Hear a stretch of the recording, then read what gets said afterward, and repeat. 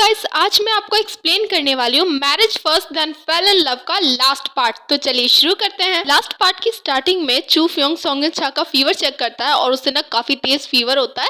तो फिर जैसे ही सोंग इन छा सुबह अपनी आंखें खोलती है तो वो देखती है कि जो चू फ्योंग है वो बिल्कुल उसके बगल में बेड के साइड पर सोया हुआ है। जिसे देखकर जो सोंग इन छा है वो चू फ्योंग को उठाने लगती है कि चू फ्योंग उठो, सुबह हो गई है। जिस पर चू फ्योंग कहता है कि हाँ सुबह हो गई है तो क्या, कितना चिल्ला रही हो, क्यों चिल्ला रही हो। जिस पर सोंग इन छा कहने लगती है कि तुमने कल रात, पूरा सेंटेंस नहीं बोल पाती।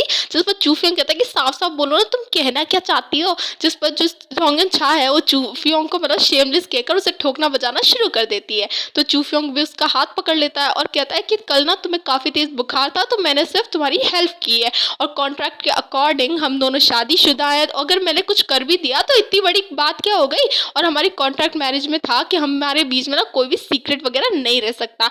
और अगर मैंने तुम्हारे साथ कुछ कर भी दिया तो हम हस्बैंड वाइफ है, कोई फर्क नहीं पड़ेगा। और जब तुम्हें बुखार आई थी तो मैंने सिर्फ तुम्हारी बॉडी को वाइप किया था और इतना तो मैं कर ही सकता हूँ। और तुम मुझसे इतनी नफरत करती हो कि तुम मुझे अपने पास में बर्दाश्त भी नहीं कर सकती क्या। जिस पर सोंग इन छा कहती है कि नहीं नहीं ऐसा तो नहीं है। और फिर वो कहती है कि नहीं, मैंने कोई रिप्लाई नहीं किया तुम्हारे इस सवाल का।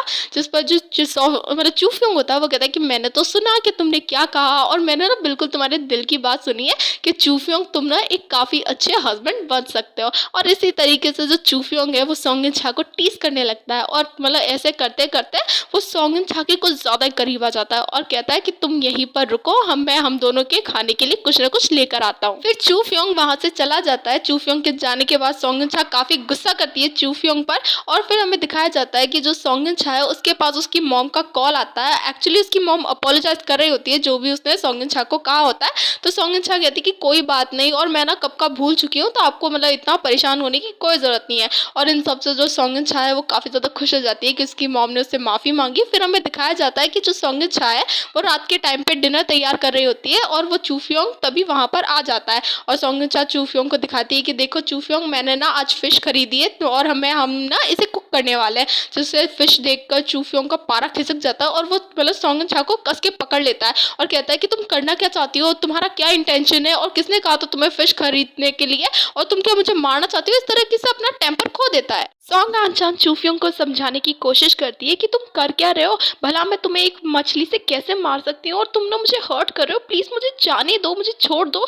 लेकिन जो चू फ्योंग है वो बिल्कुल भी बात नहीं सुनता सोंग इन छा की। वो एकदम अजीब सा बिहेव करने लगता है। फिर कुछ टाइम बाद सोंग इन छा को छोड़ देता है चू फ्योंग और उस फिश को काफी क्रूल तरीके से काटने लगता है। जिसे देखकर सोंग इन छा काफी ज्यादा डर जाती है और वहां से चुपचाप निकल जाती है कि बस यहाँ से निकलने में ही भलाई है, और सोंग इन छा वहां से चली जाती है। फिर रात के टाइम पे जो सोंग इन छा है वो अपने बेड पर सो रही होती है, तभी वहां पर जो चू फ्योंग है वो भी आ जाता है और उसके हाथ में ना एक नाइफ होता है और वो सीधा सोंग इन छा को मारने की कोशिश करता है और उससे पूछता है कि तुम मुझे मारना चाहती हो ना, किसने तुम्हें भेजा है, मैं तुम्हें लास्ट चांस देता हूँ, चुपचाप मुझे बता दो वरना तुम्हारे लिए अच्छा नहीं होगा, मैं तुम्हें मार दूंगा। तो सोंग इन छा की नींद खुल जाती है इस बुरे सपने से और ये सब कुछ जो उसने देखा होता है वो उसका एक बुरा सपना होता है। सोंग इन छा की आवाज सुनकर चू फ्योंग भी उसके कमरे में आ जाता है। तो सोंग इन छा कहने लगती है कि तुम यहाँ पर क्या कर रहे हो, तुम्हारे पास नाइफ था ना, कहाँ है तुम्हारा नाइफ। जिस पर चू फ्योंग है वो दोनों हाथ खड़े करके दिखाता है कि देखो मेरे पास कोई भी नाइफ नहीं है, रिलैक्स हो जाओ।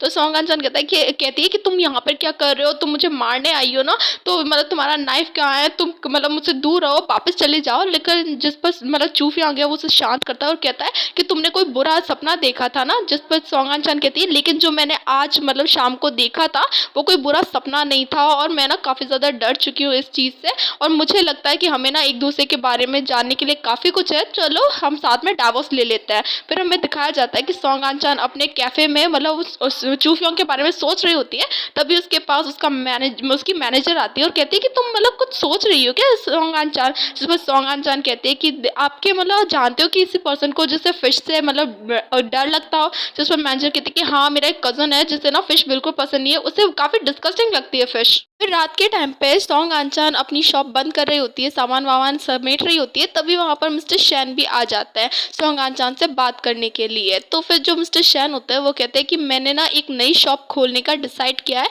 और मैं चाहता हूँ कि जो इंचार्ज है वो उसका काम तुम सँभालो। जिस पर सॉन्ग आन-चान कहती है कि थैंक यू मिस्टर शैन, मैं जानती हूँ आप मुझ पे फ़ेवर कर रहे हो, लेकिन मैं अपने आप को इस जॉब के लिए क्वालिफ़ाइड नहीं मानती हूँ।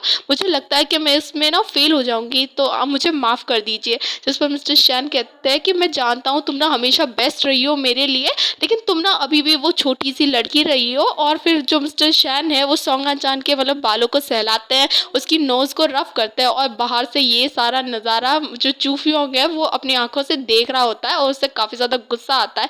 तो मिस्टर शैन कहते हैं कि मैंने ना एक रेस्टोरेंट बुक किया है, तो मैं वहाँ पर जा रहा हूँ। जैसे ही सॉन्ग आन-चान और मिस्टर शैन दोनों बाहर निकलते हैं उस शॉप से, तो सॉन्ग आन-चान फिसल जाती है। जो मिस्टर शैन होते हैं वो सॉन्ग आन-चान को सँभाल लेते हैं और उससे पूछते हैं कि तुम ठीक हो ना? तुम्हें चोट तो नहीं आई? फिर मिस्टर शैन सॉन्ग आन-चान से कहते हैं कि तुम ना मेरे लिए काफ़ी ज़्यादा स्पेशल हो, और जब मैंने मतलब अपने एम्प्लॉयी की लिस्ट में तुम्हारा नाम देखा तो मैं इमीडिएटली तुमसे मिलने के लिए आया ताकि मैं तुम्हें दोबारा देख सकूँ, और मुझे ना तुमसे काफ़ी ज़्यादा ज़रूरी बातें करनी है तुम्हारे बारे में, और मैं ना पहले भी तुम्हें बताना चाहता था लेकिन मैं बता नहीं पाया, तो मुझे अब मौका मिला है तो मैं तुम्हें सब कुछ बताना चाहता हूँ। तभी वहाँ पर जो जला भुना हुआ हमारा चू फ्योंग आ जाता है और कहता है कि मतलब जो मिस्टर शैन होता है वो कहता है कि सॉन्ग आन-चान तुम मुझसे जानती हो क्या? जिस पर मतलब चू फ्योंग कहता है कि हाँ, बिल्कुल, हम काफ़ी अच्छे से जानते हैं। और मतलब सॉन्ग आन-चान से कहता है कि डार्लिंग, मैंने ना आज तुम्हें पिक करने के लिए आया हूँ, मैं तुम्हारे लिए गिफ्ट लाया हूँ, फ्लावर्स लेकर आया हूँ।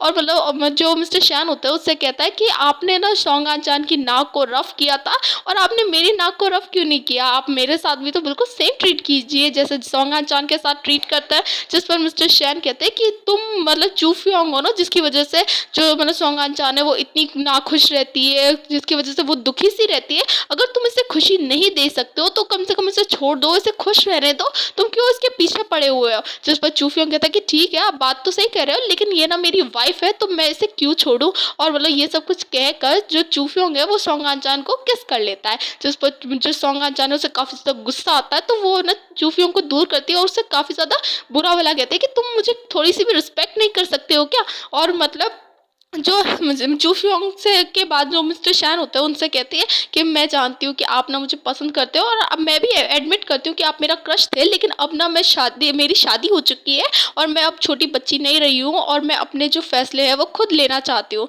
और मिस्टर शैंग सॉन्ग आन-चान से कहते हैं कि तुम एक बार दोबारा सोच लो, अगर तुम्हें टाइम चाहिए तो मैं तुम्हें टाइम दे सकता हूँ और मैं तुम्हारा वेट भी कर सकता हूँ और तुम्हें प्रोटेक्ट भी कर सकता हूँ। लेकिन जो सॉन्ग आन-चान है वो पहले तो चू फ्योंग की तरफ ध्यान से देखती है, लेकिन कुछ टाइम के बाद जो सॉन्ग आन-चान है वो उससे नज़र फिरा लेती है, जिस पर चू फ्योंग भी वहाँ से चला जाता है। बेचारा चू फ्योंग अपने टूटे हुए दिल के साथ कहीं पर जा रहा होता है, तभी वहाँ पर सॉन्ग आन-चान आती है और उसके हाथ से फ्लावर लेती है और कहती है कि मुझे वापस अपने घर जाना है, मुझे वहाँ पर लेकर जाओ। और फिर यहीं पर हमारा जो ये ड्रामा है उसका एंड होता है। गाइस, फिर मिलेंगे एक न्यू स्टोरी के साथ, एक न्यू ड्रामा के साथ। तब तक थैंक्स फॉर वॉचिंग, और थोड़ा सा वेट कीजिए, फिर मिलेंगे।